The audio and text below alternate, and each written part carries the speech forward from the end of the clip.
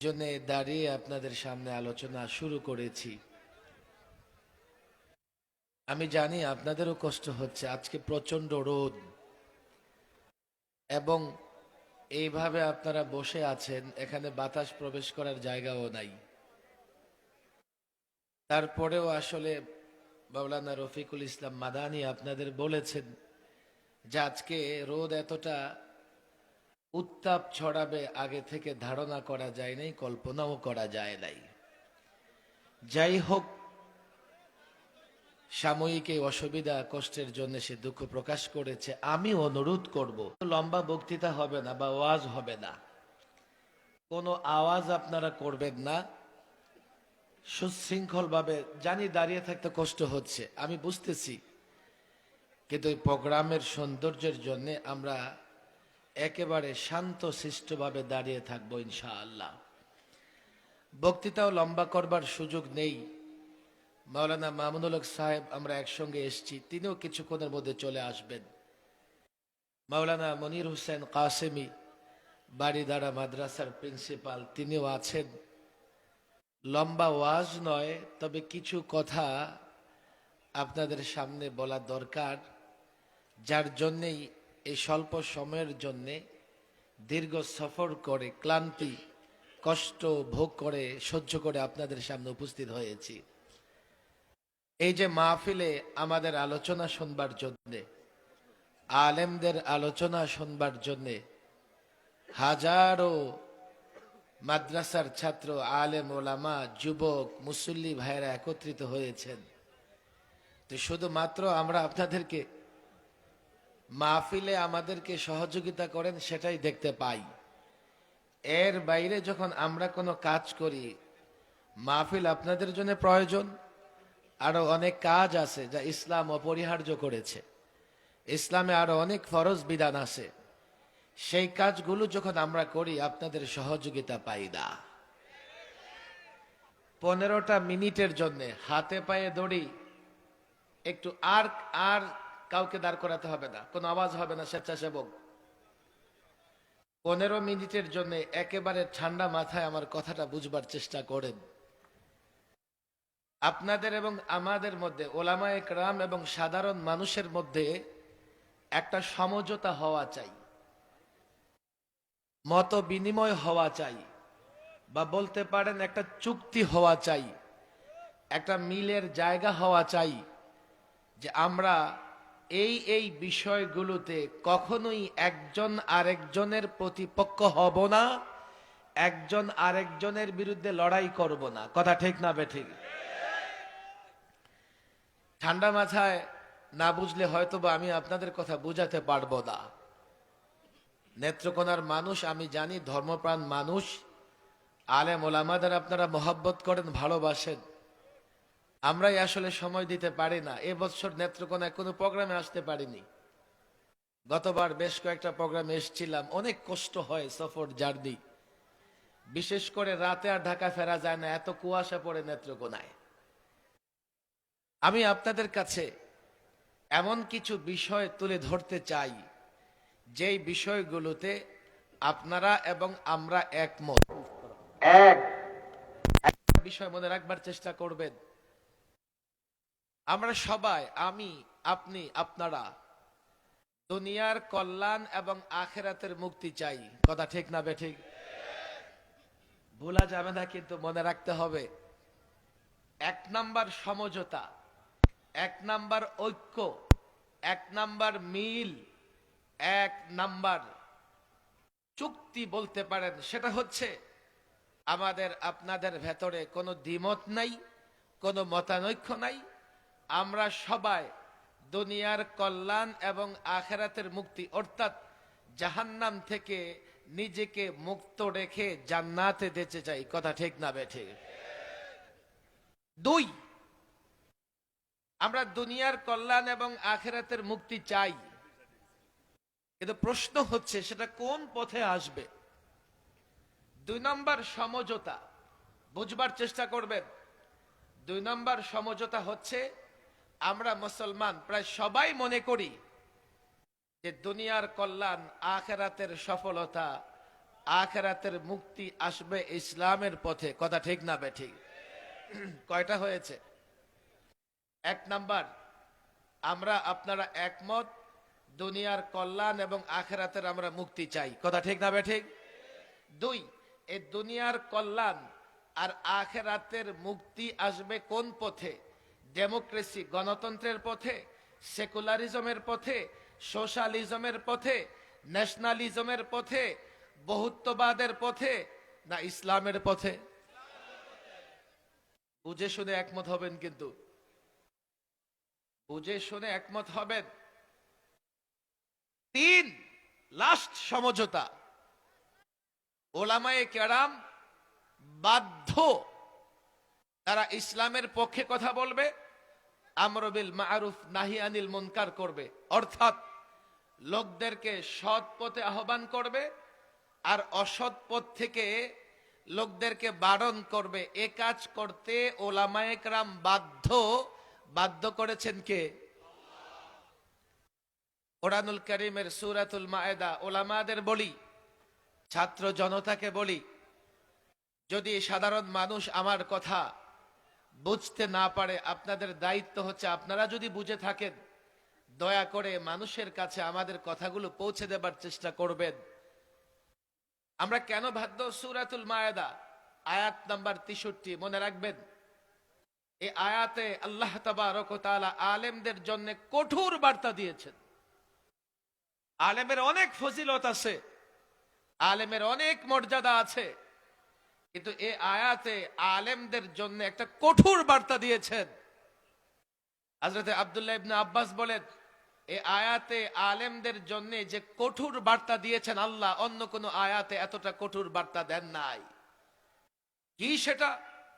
কোন আলেম যদি, কোন ধর্ম গুরু, কোন পীর, ইসলামী জ্ঞানে পণ্ডিত ব্যক্তিত্ব যদি লোকদেরকে মিথ্যে কথা, দুর্নীতি, অপছন্দনীয় কাজ, যা আল্লাহ পছন্দ করেন না, এমন কাজ থেকে লোকদের বিরত না রাখেন, লাউলা ইয়ানহাহুমুর রাব্বানিয়ুনা ওয়াল আহবাব আন কাউলিহিমুল ইসম ওয়া আকলিহিমুস সুহত। প্রথম, কাউলিহিমুল ইসম মানে মিথ্যে কথা, কুফর মিথ্যা, শিরক মিথ্যা, বিদআত মিথ্যা, কোরআন সুন্নাহ হচ্ছে সত্য। কথা ঠিক না বেঠিক? ওয়া আকলিহিমুস সুহত, ঘুষ, সুদ, দুর্নীতি করে মানুষের টাকা উপার্জন করা, আমরা যেটাকে বলি দুর্নীতি বা অবৈধ উপার্জন। আলেমদের দায়িত্ব হচ্ছে যাবতীয় মিথ্যা, অনৈতিক কাজ, দুর্নীতি থেকে লোকদের নিষেধ করা। যদি আলেম সে কাজ না করে, আলেম ওলামা ছাত্র জনতাকে বলি, এটা বড়ই নিন্দনীয় কাজ করবে, বড়ই নিন্দনীয় কাজ করবে। আলেমকে অবশ্যই এ কাজ না করলে কাঠগড়ায় দাঁড়াতে হবে, আল্লাহর কাছে জবাব দিতে হবে। তাহলে 3 নাম্বার সমঝোতা হচ্ছে আমার আপনার ভেতরে। এই সাধারণ যুবক ভাইয়েরা, একটু খেয়াল করে বুঝবার চেষ্টা করো, একটু খেয়াল করে বুঝবার চেষ্টা করেন। আমি আলেম, আমি যখন আপনাকে সৎ পথে ঢাকি, আমি যখন আপনাকে অসৎ কাজ থেকে বারণ করি, নিষেধ করি, এই দায়িত্ব দিয়েছেন আল্লাহ। আমি বাধ্য, আলেম হয়েছি, এ কাজ করতে হবে, না হলে আল্লাহ আমাকে পাকড়াও করবেন। কথা ঠিক না বেঠিক? সমঝোতা কয়টা হয়েছে বলেন, কয়টা? এখন আমি যদি কোনো কথা বলি, ভাই আপনার সেই কথা বুঝে আসে না, কিংবা এই কথা আপনার দলের বিরুদ্ধে যাচ্ছে, কিংবা এই কথা আপনার নেতার বিরুদ্ধে যাচ্ছে, আপনি নারাজ কেন হবেন? আমি তো বাধ্য, আমি এই কথা বলবো। বাকি আমি তো আপনাকে বাধ্য করতে পারবো না যে আপনি আমার কথা মেনে নেন, আপনি আমার কথার উপর আমল করেন। আমার দায়িত্ব শুধুমাত্র আমি আপনাকে পথ দেখাতে পারি, আমি আপনাকে অসৎ কাজ থেকে নিষেধ বারণ করতে পারি। এই জন্যই নেত্রকোনার মানুষদের বলি, দেখেন মাহফিলে তো আলেমদের ডাকে জড়ো হন, কিন্তু এই মাহফিলের বাইরে আলেম যখন আপনাকে এই কথা বলে, এই মুসলমান 53 বছর ধরে তন্ত্র মন্ত্র দিয়ে রাষ্ট্র পরিচালনা করেছ, আমরা 53 বছরে এই রাষ্ট্রে কি দেখেছি?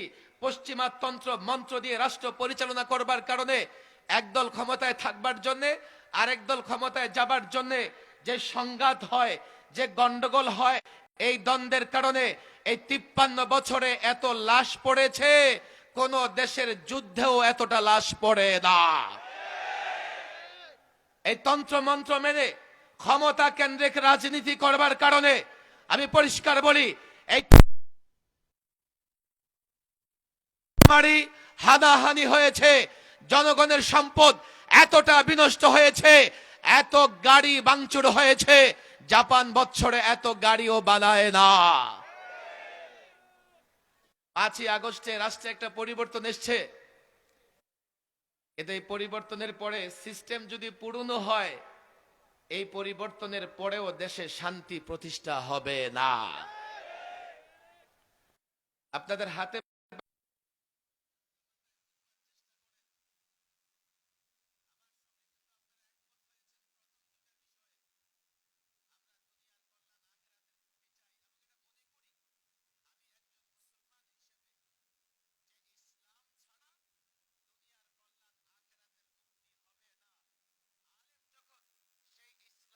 কথা বলতে বাধ্য হয়, আমরা তখন আলেমকে ব্যক্তি জীবনে কিছু কথা বললে মেনে নিলেও আমরা সামগ্রিক বিষয় নিয়ে ইসলামের দিক নির্দেশনা তুলে ধরলে এই যুবকেরা আমাদের সঙ্গ দেয় না। আমাদের তো এই কথা সবার জানা আছে, ইসলাম পূর্ণাঙ্গ জীবন ব্যবস্থা। ব্যক্তি জীবনের প্রত্যেকটা সমস্যার সমাধান ইসলামে আছে না নাই? 2, সামাজিক জীবনের সমস্যাগুলোর সমাধান ইসলামে আছে না নাই? রাষ্ট্রীয় জীবনের সমস্যাগুলোর সমাধান ইসলামে আছে না নাই? রাসূল সাল্লাল্লাহু আলাইহি ওয়াসাল্লাম মদিনায় রাষ্ট্র পরিচালনা করেছেন। হযরতে আবু বকর, হযরতে ওমর, হযরতে ওসমান, হযরতে আলী। তাহলে তুমি মুসলমান হিসেবে ইসলাম দিয়ে রাষ্ট্র পরিচালনা করতে তোমার সমস্যা কোথায়? বরং ইসলাম দিয়ে তো রাষ্ট্র পরিচালনা করেই না, আবার তাদের দাবি হচ্ছে কোরআনে নাকি রাজনীতি নাই। আচ্ছা, আমার প্রশ্ন হচ্ছে, যদি কোরআনের রাজনীতি না থাকে, তুমি একজন মুসলমান সেই রাজনীতি কেমনে করো? একজন মুসলমান তো কোরআনের বাইরে কোনো কিছুই করতে পারে না। বলবে হুজুর কোরআনের রাজনীতি নাই মানে নোংরা রাজনীতি নাই। আরে ভাই, নোংরা রাজনীতি তো দেশের কেউ সমর্থন করে না, তুমি নোংরা রাজনীতি কেন করো? সেটা করবার দরকার কি? আমি যখন ইসলামী রাজনীতির কথা বলি, এটা মনে করবেন না যে এটা আমার মৌলভী সাহেবের করা লাগবে। আপনারা যারা রাজনীতি করেন, রাষ্ট্র চালাতে চান, ক্ষমতা চান, আপনারাও করতে পারেন। আমি তো পরিষ্কার বলি, যদি ইসলাম মেনে রাজনীতি করেন 5 বছর নয় 50 বছর, 500 বছর ক্ষমতায় থাকতে পারবেন। ইসলাম মেনে যদি রাজনীতি করেন, রাষ্ট্র চালান, 56,000 বর্গ মাইলের বাংলাদেশ নয় গোটা পৃথিবী শাসন করতে পারবেন। বুঝবার চেষ্টা করেন, এই জায়গায় তো যত গন্ডগোল। মাহফিলে আমি যখন ডাকি আপনি আসেন, কিন্তু আমি যদি রাষ্ট্র ব্যবস্থা কোরআন দিয়ে পরিচালিত করতে চাই, তখন কিন্তু আপনারা আমার সঙ্গ দেন না। এই জন্য সমঝোতায় আসেন, চুক্তিতে আসেন, বুঝবার চেষ্টা করেন। আমি বাধ্য, যেহেতু ইসলাম পূর্ণাঙ্গ জীবন ব্যবস্থা, আমি ইসলামের সব দিক নিয়ে আলোচনা করতে বাধ্য। আপনি মুসলমান হলে আপনিও ইসলাম মেনে চলবেন, আপনিও কোরআন সুন্নাহ মেনে চলবেন। যদি আমার আপনার মধ্যে সমঝোতা করবেন, আমি ইসলামের কথা বলবো, তো আমার আপনার মধ্যে গন্ডগোল বেঁধে যাবে। কথা ঠিক না বে ঠিক? আমি নেত্রকোনার এখানে হাজারো আলেম, হাজারো ছাত্র ভাইয়েরা জমায়েত হয়েছেন। আমি মনে করি এই জায়গায় যদি আলেম ওলামা এবং সাধারণ মুসলমান যুবকদের ভেতরে একটা চুক্তি হয়ে যায়, একটা সমঝোতা হয়ে যায়, সারা বাংলাদেশে ইসলাম প্রতিষ্ঠা করা যাক আর না যাক, নেত্রকোনায় ইসলাম প্রতিষ্ঠিত হবে, কেউ ঠেকাতে পারবে না। হাতে পায়ে ধরে এই জন্যই বলছি, দেখেন আমি গত 16 বছরে 3 বার সরকারি মেহমান ছিলাম। সর্বশেষ 21, 22, 23-এর একটা অংশ ওই পলাতক সরকার ইচ্ছে মতো আমাকে মেহমানদারি করেছে। শেষবার 2.5 বছর মেহমানখানায় অনেক কষ্ট ভোগ করতে হয়েছে, স্বীকার করতে হয়েছে। তো একটা প্রশ্ন বারবার আমি তাদের জিজ্ঞেস করেছি, আমার অন্যায়টা কি বলো, বলো। মাছি মেরেছি, মশা মেরেছি, গাড়ি ভাঙচুর করেছি, বলো অন্যায়টা কি? তাদের কথাবার্তা থেকে কয়েকটা অন্যায় আমার সামনে যা স্পষ্ট হয়েছে, আমার অন্যায় ছিল আমি যত্র তত্র মূর্তি স্থাপন করে এই মুসলমানদের যুবকদের ঈমান ধ্বংস করার যে ষড়যন্ত্র তার বিরোধিতা করেছি। একটা বিষয় স্পষ্ট দেখেন, আইন শৃঙ্খলা বাহিনী এখানে আছে, আমাদের অবস্থান বারবার স্পষ্ট করেছি। যারা যে সমস্ত ধর্মের লোকেরা মূর্তি পূজা করে তারা তাদের ধর্ম পালন করতেছে, আমরা কাউকে বাধা দেই না। এবং বাংলাদেশে সংখ্যালঘু বা অমুসলিমরা শুধু নিরাপদ নয় জামাই আদরে বসবাস করে। দু চার জায়গায় তারা যদি আক্রান্ত হয় সেটা ধর্মের কারণে না, সেটা কোনো রাজনৈতিক কারণে কিংবা কোনো স্বার্থকেন্দ্রিক কারণে। আমরা অনেক জায়গায় সংখ্যালঘু যখন আক্রান্ত হয়েছে নিজেরা গিয়েছি। কেন আক্রান্ত হবে? ইসলাম সাম্প্রদায়িক সম্প্রীতির ধর্ম, সম্প্রদায়ে সম্প্রদায়ে মারামারি ইসলাম সাপোর্ট করে না। বাংলাদেশ সাম্প্রদায়িক সম্প্রীতির দেশ, তাহলে কেন মুসলিমদের উপর আক্রমণ হবে? ইসলামের সৌন্দর্য হচ্ছে দাওয়াত দিয়ে মানুষকে ইসলামের যে শান্তির বিধানগুলো মানুষের সামনে পেশ করে তাকে ইসলামের ছায়াতলে নিয়ে আসা। জবরদস্তি করে কাউকে মুসলমান বানানো এটা মুসলমানদের কাজ না, এটা হচ্ছে পৌত্তলিক সনাতনী ধর্মের লোকদের কাজ। আজকেও সামাজিক যোগাযোগ মাধ্যমে ভারতের এক ভিডিও ভাইরাল হয়েছে। 10 বছর 11 বছরের 3-4টা বাচ্চাকে জোর করা হচ্ছে, বলো জয় শ্রীরাম, বলো জয় শ্রীরাম। আবার তারাই তাদের মিডিয়াগুলো বলে যে বাংলাদেশে নাকি সংখ্যালঘু নির্যাতিত হয়। আমি তো পরিষ্কার বলি, আমি চ্যালেঞ্জ করি, গোটা মিডিয়াকে চ্যালেঞ্জ করি, 53 বছরে একটা ঘটনা দেখাও যে একজন মুসলমান অন্য কোন ধর্মের লোকদের বাধ্য করেছে আল্লাহু আকবার স্লোগান দিতে। এই 53 বছরের বাংলাদেশে একটা ঘটনা দেখাও একজন অমুসলিম তার ধর্মীয় পোশাক পরে সরকারি অফিসে যেতে বাধাপ্রাপ্ত হয়েছে, বেসরকারি অফিসে যেতে বাধাপ্রাপ্ত হয়েছে। 53 বছরে একটা ঘটনা দেখাতে পারবে না, অথচ প্রতিবেশী দেশে হিজাব পরে একজন মুসলিম নারী কলেজে যেতে পারে নাই। আমি তো বলি 53 বছরে একটা ঘটনা দেখাও। আমরা বাংলাদেশে দেখেছে সরকারি জায়গায় মসজিদ নির্মাণ হয়েছে, মসজিদ ভেঙে ফেলা হয়েছে, মন্দির ভেঙেছে, একটা ঘটনা দেখাতে পারবে না। এদেশে কোথাও সংখ্যালঘু নির্যাতিত হয় না। এগুলো উগ্রবাদী হিন্দুত্ববাদীদের ষড়যন্ত্র। তারা এগুলো বলে বাংলাদেশে আগ্রাসনের পথ খুঁজতে চায়। কথা ঠিক না বেটি? বলবেন হুজুর বাংলাদেশে ওরা কেন আগ্রাসন চালাবে? আমি তো বলি অনেক কারণ আছে, সবচাইতে বড় কারণ হচ্ছে ওরা বাংলাদেশকে ভয় পায়। আপনি বলবেন হুজুর আমাদের ভয় পাওয়ার মতো কি আছে? রাষ্ট্র ছোট্ট, দেখেন না ওদের মিডিয়াগুলো কি বলে, বাংলাদেশ গলা টিপে হত্যা করে ফেলবো। বলে কি বলে না? বাংলাদেশ 1 মিনিট থাকবে না। বাংলাদেশের ভয় কেন? রাষ্ট্র ছোট্ট, বাহিনী ছোট্ট, লোকজনও কম, কিন্তু এই রাষ্ট্রে মোহাম্মদ বিন কাসিমের অনুসারী আছে। তোমাদের সামনে দেখো ঢাকার সোনারগাঁয়ের ঘটনা। দিল্লির একজন মুসলিম শাসক রাজা সেনকে পরাজিত করে সোনারগাঁয়ে ইসলামের পতাকা উড্ডীন করেছিলেন। সিলেটের ঘটনা, শাহজালাল ইয়ামানি গৌর গোবিন্দকে পরাজিত করে ইসলামের পতাকা উড্ডীন করেছিলেন। ভারতে একজন 17 বছরের যুবক যার নাম মোহাম্মদ বিন কাসিম, যারা কলেজ ইউনিভার্সিটিতে পড়াশোনা করেছেন সেখানেও মোহাম্মদ বিন কাসিমের ইতিহাস আছে। 17 বছরের একজন যুবক আরব থেকে এসে 7 সমুদ্র 13 নদী পার হয়ে রাজা দাহিরকে পরাজিত করে, একজন স্বৈর শাসক জালিমকে পরাজিত করে ভারতের বুকে ইসলামের পতাকা উড্ডীন করেছিলেন। 1500 বছর আগে আরব থেকে একজন যুবক যদি ভারতে ইসলামের পতাকা উড্ডীন করতে পারে, কসাই মুদি মনে করে আরে ওই 17 বছরের যুবক মোহাম্মদ বিন কাসিমের মতো এই বাংলাদেশে লাখো যুবক আছে, 18 বছরের লাখো যুবক আছে, 19 বছরের লাখো যুবক আছে। এ যুবক তুমি কি জানো কেন আমাদের উপর টর্চার করে? তারা তোমাদের ঘুম পাড়িয়ে রাখতে চায়, তারা তোমাদেরকে অজ্ঞান করে রাখতে চায়। আমরা যখন তোমাদের জাগ্রত করি, আমরা যখন তোমাদেরকে জাগিয়ে তুলি, তারা আরো ভয় পায়। তারা মনে করে এই আলেম উলামা, এই মুফতিয়ানে কেরাম, ইসলামিক নেতৃত্ব যদি এই যুবকদের জাগিয়ে তোলে, আল্লাহর কসম করে বলি আমরাও এই জন্যই তোমাদের জাগ্রত রাখতে চাই। তোমরা যদি জেগে থাকো, বাংলাদেশের স্বাধীনতা কেউ ছিনতাই করতে পারবে না। তোমরা যদি জেগে থাকো, ঈমান কেউ নষ্ট করতে পারবে না।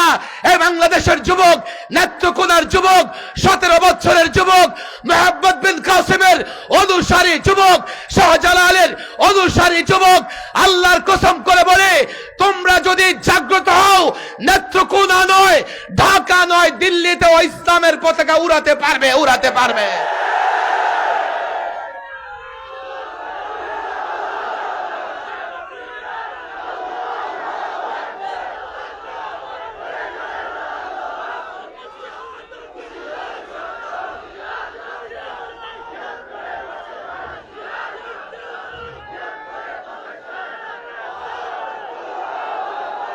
আমি তো পরিষ্কার বলি, আমরা যতটা না তাদের আগ্রাসনের ভয় পাই, তারা ততটা আমাদেরকে নিয়ে ভয় পায়।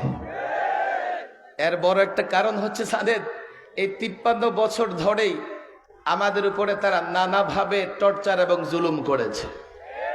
বলবেন হুজুর, 71-এ ওনারা আমাদেরকে মুক্তিযুদ্ধে সহযোগিতা করেছে। ধন্যবাদ, আপনারা সহযোগিতা করেছেন, হাজারবার ধন্যবাদ। কিন্তু মনে রাখবেন, যুবক যদি পাশের বাড়ির বিধবা ভাবিকে কোন যুবক যদি সহযোগিতা করে, তো লোকেরা বলবে এই যুবক খুব ভালো। কথা ঠিক না ঠিক? কিন্তু পরবর্তীতে লোকেরা যদি জানে যে এই যুবকের মতলব খারাপ, এই জন্য বিধবা ভাবিকে সহযোগিতা করছে, তখন আর জাতি তাকে জোতা মারতে ছাড়বে না। বারবার তোমাদের ধন্যবাদ জানিয়েছি, কিন্তু এবারও 16 ডিসেম্বরে কসাই মোদি স্ট্যাটাস দিয়েছে, বাংলাদেশের বিজয় নামে কোনো কথা তার স্ট্যাটাসে নাই। সেটা নাকি ভারতের বিজয়, ভারতের সোলজারদের বিজয়। অথচ তারা বাংলাদেশকে 16 দিন সহযোগিতা করেছে, আর এদেশের মুক্তিযোদ্ধারা 9 মাস লড়াই করেছে। 16 দিন সহযোগিতা করে বাংলাদেশের বিজয় তাদের বিজয় বলে চালিয়ে দিচ্ছে। আমরা প্রতিবেশীদের সঙ্গে সুসম্পর্ক চাই, কিন্তু মনে রাখতে হবে এটা মর্যাদাপূর্ণ সুসম্পর্ক। আমাদের স্বাধীনতা, আমাদের ধর্ম পালনে যদি কোথাও আঘাত লাগে, তাদের সঙ্গে আমাদের কোনো সম্পর্ক থাকবে না। 3টা সমঝোতা হয়েছে, মনে আছে তো? নাকি কাল যখন ওলামায়ে কেরাম ইসলাম প্রতিষ্ঠার জন্য লড়াই করবে, আলেমদের মাথায় বাড়ি দিবেন? বলবে হুজুর সমঝোতা ঠিক আছে, আমাদেরকে একটু নোট খাইতে দেন অন্তত ভোটের সময়। আমি বলি না যে কোন দল নোট দেয় কোন দল দেয় না, তবে যুবকদের আমি বলি, দেখো তোমাদেরকে যখন নোট দেয়, এটা তোমাদের দেয় না, বিনিয়োগ করে, ইনভেস্ট করে। যদি তুমি তোমার নোটের বিনিময়ে ভোট দাও আর তার চরিত্র না দেখো, যতদিন সময় পাবে তো তোমার কাছ থেকে এমন 1000টা নোট সে উসুল করে নেবে। এই জন্য তো বাংলাদেশে দুর্নীতি বন্ধ হয় না। আর গত 16 বছর যা দুর্নীতি হয়েছে, সুযোগও ছিল, মনে করছে আর কোনোদিন আমাদের পতন হবে না, আপা গেলে আপার বোন আছে, আপার ছেলে আছে, আপার মেয়ে আছে, রাজতন্ত্র কায়েম হয়ে গেছে, আমাদের বিচার করবার কেউ নাই। এই জন্য বাংলাদেশ ব্যাংকের রিজার্ভ পর্যন্ত চুরি করে ফেলেছে। 22 লক্ষ কোটি টাকা পাচার হয়েছে। বাংলাদেশ এখন ঋণী আছে 18,35,000 কোটি টাকা। এ টাকা আপনাদের টাকা, কোনো রাজনীতিবিদের টাকা নয়। এই টাকা আপনাদের কাছ থেকে উসুল করে নেওয়া হবে। আমরা এগুলো জানি না, আমরা এগুলো বুঝি না। আমি একটা কথা পরিষ্কার বলি, যারা দুর্নীতি করে তাদের কোনো দলীয় পরিচয় নাই। আপনার সরকারের হোক, আর অন্য সরকারের হোক, বলবেন হুজুর সে তো একটা দল করে। হ্যাঁ, দলকে সাইনবোর্ড হিসেবে ব্যবহার করে বটে। আমি যদি দুর্নীতিবাজদের বিরুদ্ধে বলি, আপনার দলের লোক বলে আপনি নারাজ হবেন না। এই জন্য আমরা দেখেছি যারা শেয়ার বাজার লুট করেছে তারা কিন্তু এই চিন্তা করে নাই যে এই শেয়ার বাজারে আমার দলের লোকেরও বিনিয়োগ আছে। যারা ব্যাংক লুট করেছে তারা কিন্তু এই চিন্তা করে নাই এই ব্যাংকে আমার দলের লোকের অ্যাকাউন্টও আছে। যারা সিন্ডিকেট করে দ্রব্য মূল্য বাড়িয়ে ফেলে তারা কিন্তু এই চিন্তা করে না এই দ্রব্য মূল্য বাড়ালে আমার দলের লোকেরাও বাড়তি মূল্যে কিনবে। যারা চুরি ডাকাতি করে তারাও দল বিবেচনা করে না। এর মানে হচ্ছে কোন দুর্নীতিবাজের দলীয় পরিচয় গ্রহণযোগ্য নয়। পরিষ্কার কথা। আপনার সরকারের আমলে হয়েছে, কার সরকারের আমলে হয়েছে? আমার উপর নারাজ হবেন না। এই বাংলাদেশে 53 বছর চলেছে, আমরা দেখেছি একদিনের জন্য দুর্নীতি চুরি বন্ধ হয় নাই। হ্যাঁ, ছাত্র জনতার বিপ্লবের পরে দুর্নীতিবাজরা কিছুদিন ঘাপটি মেরে বসেছিল। আবারও জায়গায় জায়গায় দুর্নীতি আর চুরি চামারির খবর আসতেছে। কাল আবার না জানি বাড়তে বাড়তে আগের মতো দুর্নীতির লেভেল তৈরি হয়ে যায় কিনা। এই জন্যে আমি আপনাদের কাছে বলি, আমরা চাই শুধু এই ক্ষমতার পালা বদল নয়, দেশ পরিচালনার সিস্টেম পরিবর্তন করা লাগবে। বাংলাদেশের সংবিধানে 4টা ইজম ছিল, মতবাদ ছিল। আমি বলি 4টা ধর্ম ছিল। বাংলাদেশ সংবিধান একমাত্র সংবিধান পৃথিবীর যেখানে অনেকগুলো ইজম, অনেকগুলো মতবাদ আছে, ডেমোক্রেসিও আছে, আবার সেখানে সোশ্যালিজমও আছে। অথচ সমাজতন্ত্র, গণতন্ত্র পরস্পর মারামারি করে। আবার সেখানে সেকুলারিজম, ধর্ম নিরপেক্ষতাও আছে। আমি যখন এই তন্ত্র মন্ত্রগুলোর সমালোচনা করি, যুবকদের হাতে পায়ে ধরি, তখন আপনারা কেউ বলবেন আপনি মনে হয় সাম্প্রদায়িক, আপনি মনে হয় জঙ্গি। অথচ দেখেন এই তন্ত্র মন্ত্রগুলো নিয়ে সমালোচনা খোদ ইউরোপ আমেরিকা আছে। আমার দেশের রাজনীতিবিদরা ব্যক্তি স্বার্থে এই তন্ত্র মন্ত্রগুলো নিয়ে এতটা বাড়াবাড়ি করে, এতটা পূজা করে, এগুলোর সমালোচনা সহ্য করে না। অথচ পশ্চিমা রাষ্ট্রগুলোতে গণতন্ত্রের সুফল কুফল নিয়ে বিতর্ক হয়। ধর্ম নিরপেক্ষতা নিয়ে আমি কথা বললে আপনারা আমাকে মৌলবাদী বলবেন। অথচ ধর্ম নিরপেক্ষতার বিরুদ্ধে সবার আগে কথা বলেছে খ্রিস্টান পাদ্রীরা। এগুলো মানব তৈরি ইজম বা মতবাদ। আমি এগুলোর কথা বলছি না। আমি আপনাদের সঙ্গে যে সমঝোতায় পৌঁছেছি, আমরা মনে করি দুনিয়ার কল্যাণ, আখিরাতের মুক্তি ইসলামের পথেই আসবে। কথা ঠিক না বেঠিক? বড় আফসোস, আমি গত লাস্টবার যখন সরকারি মেহমান হই, 2.5 মাস রিমান্ডে ছিলাম। ঘুরে ফিরে তাদের এটাই প্রশ্ন, আমি কেন ইসলামী অর্থ ব্যবস্থার কথা বলি, আমি কেন রসুল সাল্লাল্লাহু আলাইহি সাল্লামের আদর্শের কথা বলি। ভাইরে, তখনও বলেছি, এখনো বলছি, ভবিষ্যতেও বলবো। আমার কথা বুঝবার চেষ্টা করো। তুমি যদি জ্যাকবের সেকুলারিজম, ধর্ম নিরপেক্ষতার কথা বলতে পারো, আমি মুহাম্মদ সাল্লাল্লাহু আলাইহি সাল্লামের আদর্শের কথা কেন বলতে পারবো না? তুমি যদি অ্যারিস্টটলের ডেমোক্রেসির কথা বলতে পারো, আমি আল্লাহর বিধানের কথা কেন বলতে পারবো না? তুমি যদি ন্যাশনালিজমের কথা বলতে পারো, কার্ল মার্কস আর লেনিনের সোশ্যালিজমের কথা কেন বলতে পারো? কেন বলো? আর তুমি যদি বলতে পারো, আমি ইসলামের কথা কেন বলবো না? এই যুবক ছাত্র জনতা, মুসল্লিরা শোনো, সমঝোতা হয়েছে, আমি ইসলামের কথা বলবো। আমি বাধ্য, আমি ইসলামের কথা বলবো। আমি তোমার সঙ্গে সমঝোতা করেছে, তুমি আমার কথা শুনতে বাধ্য নও। তবে হ্যাঁ, আমাকে বাধা দেবার ক্ষমতা রাখো না। কোরআনে রাজনীতি নেই বলে, ধর্মান্ধ বলে আমাকে বাধা দিতে পারো না। আমি যেহেতু আল্লাহ প্রদত্ত দায়িত্বশীল, আল্লাহ আমাকে বাধ্য করেছেন। তুমি যদি সমঝোতা রক্ষা না করো, আল্লাহর কসম আমি আমার রাস্তা থেকে এক চুল পরিমাণ হটবো না। যদি মনে করো লড়াই করবে, আল্লাহর কসম যুগ যুগ ধরে দিন প্রতিষ্ঠায় লড়াই হয়েছে, এই যুগেও লড়াই হবে। কাফের, বেঈমান, তাগুত কাউকে ছেড়ে কথা বলা হবে না।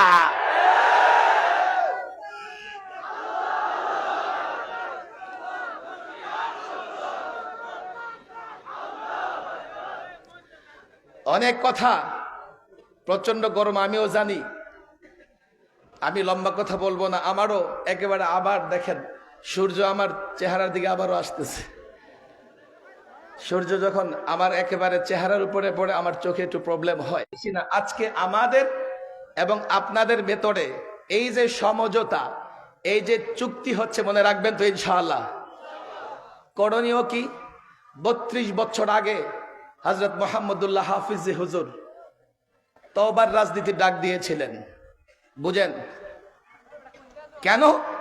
আমরা এই জমিনে খলিফা, আল্লাহর প্রতিনিধি, আর যে প্রতিনিধি হয় তার কাজ হচ্ছে তাকে যে বিষয়ের প্রতিনিধিত্ব করতে বলা হবে সে বিষয়ে সে পালন করবে, অন্যটা পালন করতে পারবে না। 32 বছর আগে হাফিজ হুজুর রাহিমাহুল্লাহ এই রাজনীতিবিদদের আহ্বান জানিয়েছিলেন, আল্লাহর প্রতিনিধি হিসেবে, খলিফা হিসেবে খেলাফত, এই জমিনে প্রতিনিধিত্ব কায়েম করা, অর্থাৎ আল্লাহর বিধানগুলো বাস্তবায়ন করাই আমাদের দায়িত্ব। কথা ঠিক না বেঠিক? আগের শাসকরা করে নাই, হাফিজি হুজুর তওবার ডাক দিয়েছিলেন। আমি আবারও হাফিজি হুজুরের আদর্শের একজন কর্মী হিসেবে হাফিজি হুজুরের সঙ্গে দূরতম সম্পর্ক রাখবার কারণে আপনাদের কাছ থেকে ওয়াদা নেই, আজ থেকে তওবা করে আমরা কোরআন সুন্নাহ মোতাবেক ব্যক্তি, সমাজ, রাষ্ট্র জীবন পরিচালনা করব তো ইনশাআল্লাহ। হাত তুলে ওয়াদা করেন, পাক্কা ওয়াদা। ওয়াদা কার কাছে করতেছেন বলেন? আমার কথা বুঝছেন আপনারা? বুঝতে পারছেন? আমরা আজ থেকে ব্যক্তি জীবন, সমাজ জীবন, রাষ্ট্র জীবন সর্বত্র কোরআন এবং সুন্নাহ প্রতিষ্ঠা করার চেষ্টা করব তো ইনশাআল্লাহ। পারবেন একটা স্লোগান দিতে? বলেন নারে তাকবীর। স্লোগান যখন জোরে দেয় তখন হাতটা এমন হয়, মুষ্টিবদ্ধ হয় কিনা? আপনাদের কষ্ট হইতেছে? দাঁড়ান তো দেখি একটু, দাঁড়ায় হাতটাকে মজবুত করেন। আমি স্লোগান দেব, আমি দিব। ওরা জয় শ্রীরামের স্লোগান দেয়, মুসলমানরা কার নামে স্লোগান দেবে? ওই যে কি চিন্ময় ইসকনের সন্ত্রাসী, তার মুড়িদেরা রামের নামে স্লোগান দেয়। আমরা কার নামে স্লোগান দেব? আপনার মনে আছে বর্ডারে, এই কথা নাই আস্তে, এই যে বর্ডারে যখন পঞ্চগড়ে বাংলাদেশের সীমানায় ঢুকে সন্ত্রাসী গোষ্ঠী আক্রমণ করেছে, আপনারা দেখেছেন কিনা? একজন বুড়া মানুষ মাটির ডিলা লয়ে গেছে মারতে, আরেকজন যুবক হাতে কাঁচি নাকি এটা দিয়ে ট্যাঙ্কের সামনে দাঁড়ায় গেছে। আমি চিন্তা করলাম, কিরে ওদের এত সাহস কোত্থেকে আসলো? মাটির ডিলা নিয়ে দাঁড়ায় গেছে, ট্যাঙ্কের সামনে কাঁচি নিয়ে দাঁড়ায় গেছে। পরে আমি খেয়াল করে দেখলাম ওদের জবানে একটা স্লোগান আছে, আল্লাহু আকবার। মুসলমান যখন আল্লাহু আকবার বলে স্লোগান দেয় কোনো শক্তিকে পরোয়া করে না। আল্লাহু আকবার বলে স্লোগান দিয়ে মাটির ডিলা নিক্ষেপ করলে অ্যাটম বোমার চাইতেও বেশি শক্তিশালী হয়ে যায়। সেদিন থেকে আমি মনে করেছি আমাদের যুবকদের স্লোগান হবে কার নামে? হাত মুষ্টিবদ্ধ করো, হাত মুষ্টিবদ্ধ করো, বলো নারায়ে তাকবীর, নারায়ে তাকবীর, লিল্লাহে তাকবীর, লিল্লাহে তাকবীর। কোরআন সুন্নাহর আলো, কোরআন সুন্নাহর আলো। আলেম ওলামা যেখানে, আলেম ওলামা যেখানে, মাদ্রাসা মসজিদ যেখানে, মাদ্রাসা মসজিদ যেখানে, ওয়াজ মাহফিল যেখানে, থাকবো তো আলেমদের সঙ্গে, থাকবো তো ইনশাআল্লাহ। আলেমদের বিরোধিতা করবো না তো ইনশাআল্লাহ। কষ্ট হচ্ছে আপনাদের? একটা প্রশ্ন তো আছে আমার, যে ওদের মৌলভী সাহেব তো খারাপ আছে, তো ওর পিছনে গিয়ে জামু। দু একজন মৌলভী ঝামেলা করে না, পারে না? আচ্ছা, ডাক্তারদের মধ্যে ঝামেলা নাই, তো কাল থেকে কি করবেন? অসুস্থ হলে ডাক্তারের কাছে না গিয়ে ইঞ্জিনিয়ারের কাছে যাবেন, গিয়া বলবেন যে ইঞ্জিনিয়ার সাহেব একটু রড বালি দিয়ে আস্তর করে দেন, শরীরটা ভালো না। আবার ইঞ্জিনিয়ারের মধ্যে বাঁশ মার্কা ইঞ্জিনিয়ার আছে না নাই? যখন বাড়ি বানাবেন কাল থেকে আমি মুফতি সাহেবের কাছে আসবেন, যে মুফতি সাহেব আপনি খুব ভালো মানুষ, একটা বাড়ি বানায় দেন। আর মুফতি সাহেব যদি আপনারা মহব্বত করে বাড়ি বানায় দেয়, ইট বালি সিমেন্টও নষ্ট হবে, মাথাটাও ছাদ ভেঙে পড়ে মাথাটাও নষ্ট হবে। কথা ঠিক না বেঠিক? আলেমদের 2-4 জন ঝামেলা হলেই কি আলেম ছেড়ে অন্য কোথাও যাওয়া যাবে? কেউ ঝামেলা হলে বাদ দেন, কিন্তু সমস্ত আলেম কখনোই হক থেকে বিচ্যুত হবে। আর কোন নবী আসবে? আমাদের নবী শেষ নবী, কিয়ামত পর্যন্ত দ্বীনের পক্ষে কাজ করবে নায়েবে নবী ওলামা একরাম। কথা ঠিক না বেঠিক? আমার সঙ্গে যে চুক্তি করেছেন মনে থাকবে তো ইনশাআল্লাহ? ইসলাম ছাড়া কল্যাণের আর কোন পথ, ব্যক্তি জীবন, রাষ্ট্র জীবন, সমাজ জীবন সর্বত্র ইসলাম প্রতিষ্ঠা করব তো ইনশাআল্লাহ। আর স্লোগান দেব কার নামে? বেশি বেশি বাজারে, পথে, ঘাটে কার নামে স্লোগান দেব? যদি আল্লাহর নামে স্লোগান দিতে পারো, মাটির ডিলা নিয়া কাফেরের মোকাবেলায় দাঁড়াতে পারবে, কাফের তোমার মোকাবেলায় টিকতে পারবে না।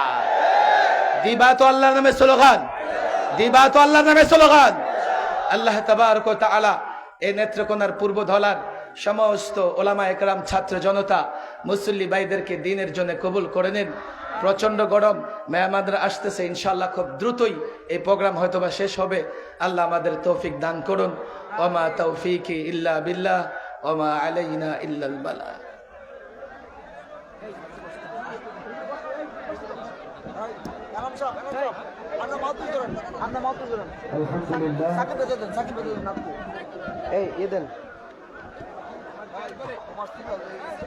আলহামদুলিল্লাহ।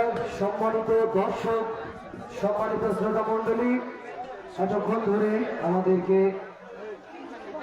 নসিহত পেশ করলেন আমাদের সকলের প্রিয়, আমাদের মাথার তাজ, বাংলাদেশের প্রখ্যাত আলেম, মজলুম আলেম হযরত মাওলানা মুফতি শাখাওয়াত হোসাইন রাজি সাহেব। আমাদের মাদ্রাসার যে সমস্ত ছাত্ররা পাগড়ি নিবে এবং সবক নিবে তাদেরকে মঞ্চে আসার জন্য বিনীতভাবে আহ্বান করছি। এ পর্যায়ে আমাদের মাঝে উপস্থিত হয়েছেন আমাদের এই মোমিন শাহীদ, আপনাদের বৃহত্তর মোমিন শাহীদ রত্ন, সারা বাংলাদেশের গর্ব, বিশ্ব কাঁপানো হাফেজ, হাফেজ মাওলানা নাজমুস সাকিব। লিল্লাহি তাকবীর। মাওলানা নাজমুস সাকিব আমাদের মাঝে উপস্থিত হয়েছেন। আর সময় নষ্ট না করে আমরা মহাগ্রন্থ পবিত্র আল কোরআনে কারীমের মধুমিশ্রিত তেলাওয়াত আমরা এখন শ্রবণ করব ইনশাআল্লাহ। কোনো আওয়াজ হবে না, শুধু কোরআনে কারীমের তেলাওয়াত শুনবো আমরা এখন। আমাদের আজকের এই প্রোগ্রামের প্রধান আকর্ষণ, আমাদের মাঝে উপস্থিত হয়েছেন আমাদের আজকের প্রোগ্রামের বিশেষ আকর্ষণ হাফেজ মাওলানা নাজমুস সাকিবের কণ্ঠে শুনবো মধুমিশ্রিত কোরআনে কারীমের তেলাওয়াত। এ পর্যায়ে আমাদেরকে তেলাওয়াত শুনিয়ে মুগ্ধ করবেন আমাদের বৃহত্তর মোমিন শাহীদ রত্ন, সারা বাংলাদেশের গর্ব, বিশ্বজয়ী হাফেজ, হাফেজ মাওলানা নাজমুস সাকিব।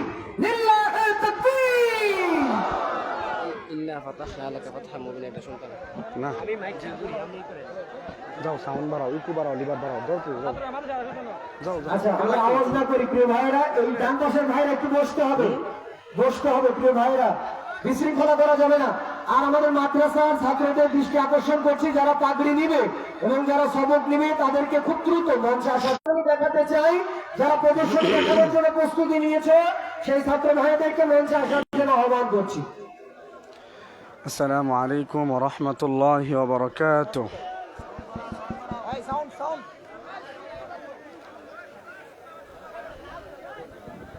আমি আছি, সমস্যা নেই। আসসালামু আলাইকুম ওয়া রাহমাতুল্লাহি ওয়া বারাকাতুহু।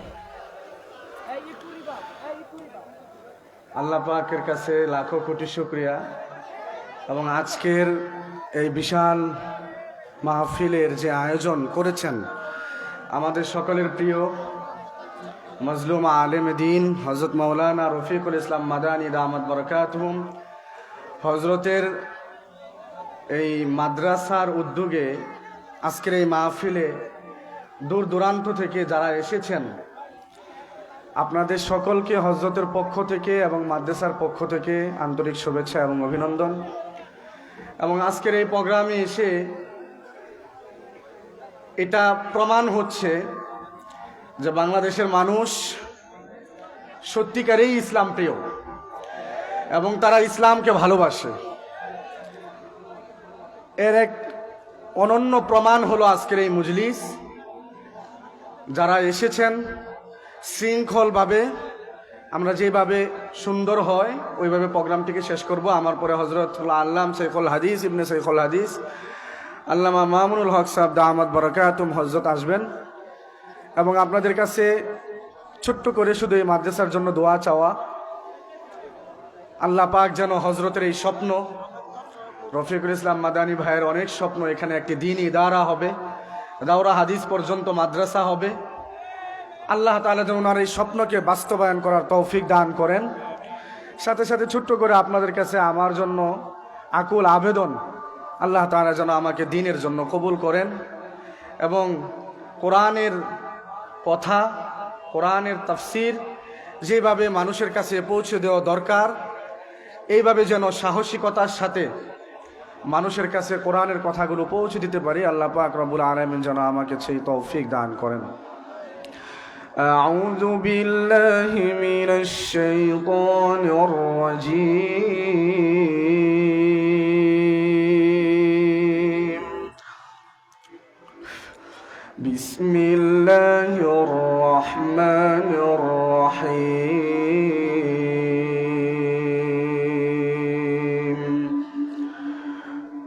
والذين هاجروا في سبيل الله ثم قتلوا أو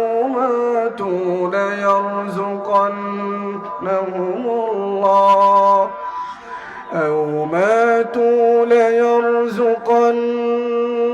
ليرزقنهم الله رزقا حسنا وإن الله لهو خير الرازقين ليدخلنهم مدخلا يرضونه وإن الله لعليم حليم ذلك ومن عاقب بمثل ما عوقب به ثم بغي عليه لينصرنه الله إن الله لعفو غفور ذلك بأن الله يولج الليل في النهار ويولج النهار في الليل وأن الله سميع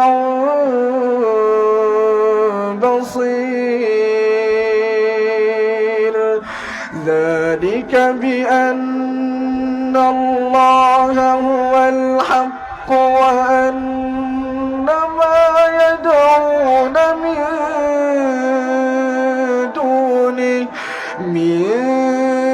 دونه هو الباطل وأن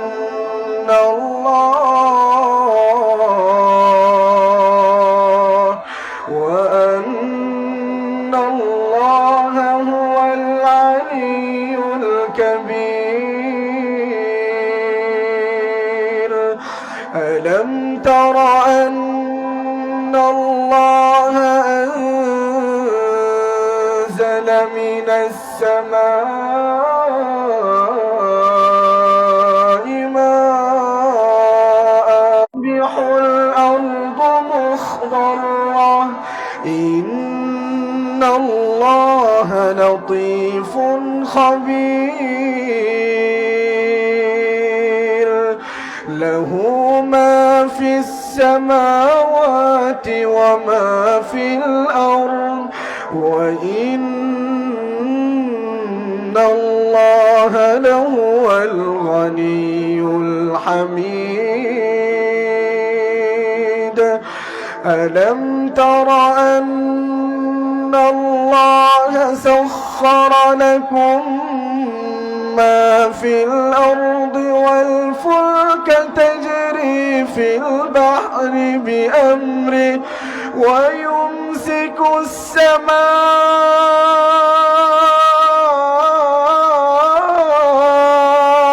أن تقع على الأرض إلا بإذنه إن الله بالناس لرؤوف رحيم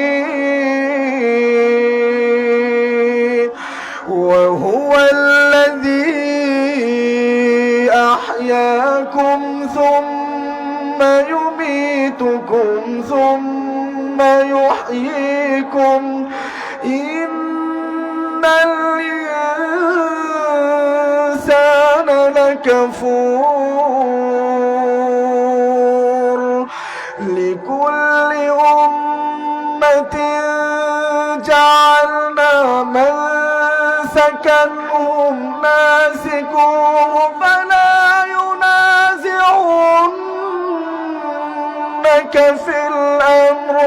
فلا ينازعنك في الأمر ودع إلى ربك إنك لعلى هدى مستقيم وإن جادلوك فقل الله أعلم بما تعملون الله يحكم بينكم يوم القيامة فيما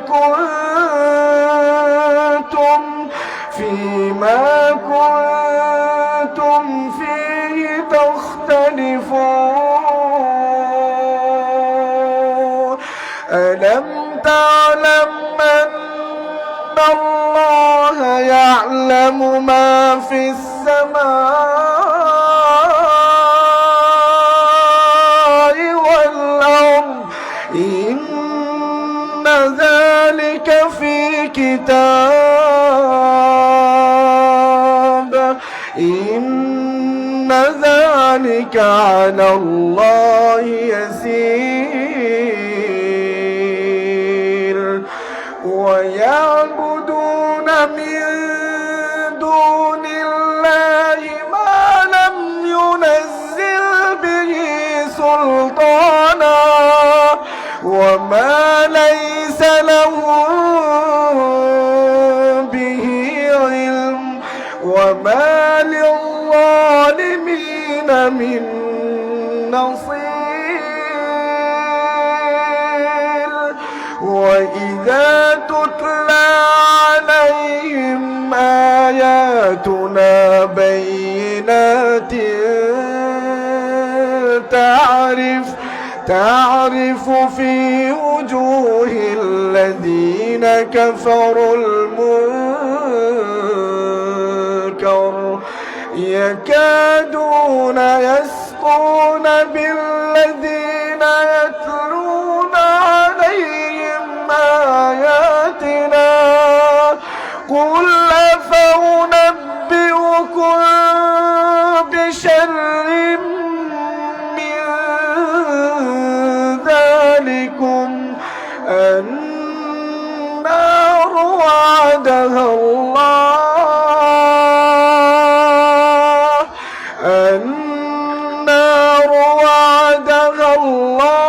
الذين كفروا وبئس المصير يا أيها الناس ضرب مثل فاستمعوا له إن الذين تدعون من دون الله لن يخلقوا ذبابا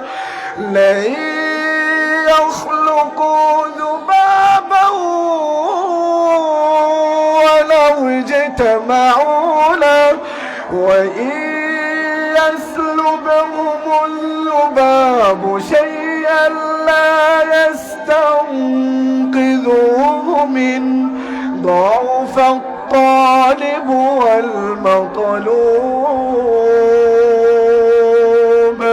ما قدروا الله حق قدره إن الله لقوي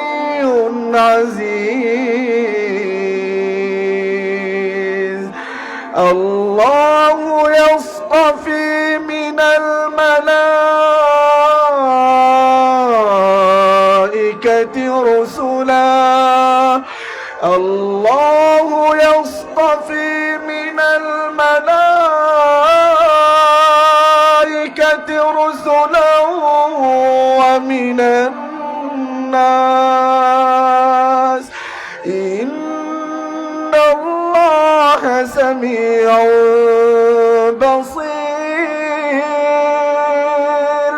يعلم ما بين أيديهم وما خلفهم وإلى الله ترجع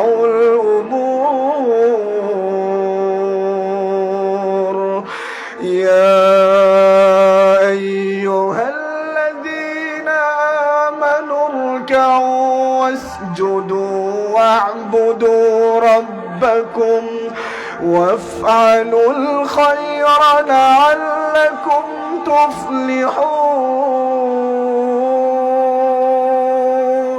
وجاهدوا في الله حق جهاده هو اجتباكم وما جعل عليكم في الدين من حرج ملة أبيكم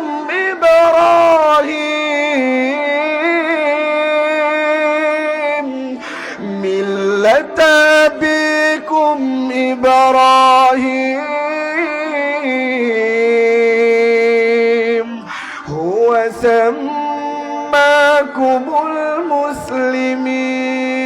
المسلمين من قبل وفي هذا ليكون الرسول شهيدا عليكم وتكونوا شهداء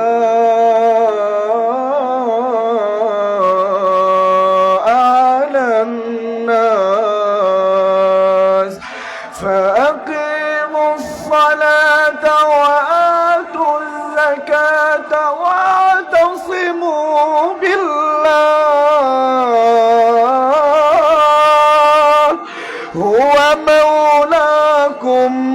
هو مولاكم فنعم المولى ونعم النصير صدق الله العظيم السلام عليكم ورحمة الله وبركاته